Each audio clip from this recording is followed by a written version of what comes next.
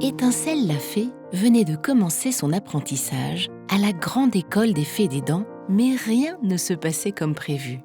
Dès son arrivée, on lui avait enseigné la leçon numéro 1, ne jamais réveiller les enfants. Madame Sagesse avait insisté sur ce point. Une fée des dents doit se déplacer à pas de loup et ne jamais se montrer. Mais Étincelle était si maladroite qu'elle avait bruyamment heurté un placard. La deuxième leçon, consacrée à la fabrication des sacs à dents, ne se déroula pas non plus comme prévu.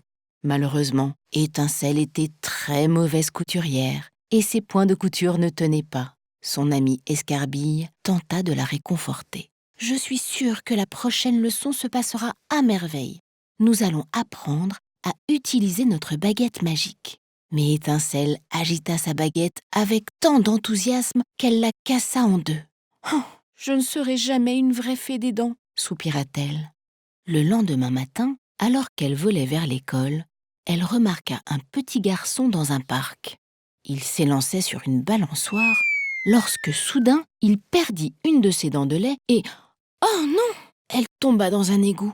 « Quel malheur !» pensa Étincelle. « Si ce petit garçon ne dépose pas sa dent sous son oreiller en allant se coucher ce soir, la fée des dents ne lui rendra pas visite. » Étincelle vola donc vers lui et, sans hésiter, s'engouffra dans l'égout. Une fois à l'intérieur, elle aperçut la petite dent qui flottait à la surface de l'eau. Il ne lui restait plus qu'à l'attraper. Mais comment ? Une idée lui vint soudainement à l'esprit. Elle attacha son sac à dents au bout de sa baguette pour fabriquer une petite épuisette. Elle réussit à repêcher la dent et la déposa au pied du petit garçon. « Youpi, j'ai réussi !» s'écria Étincelle avec fierté. Elle avait hâte de tout raconter à Escarbille.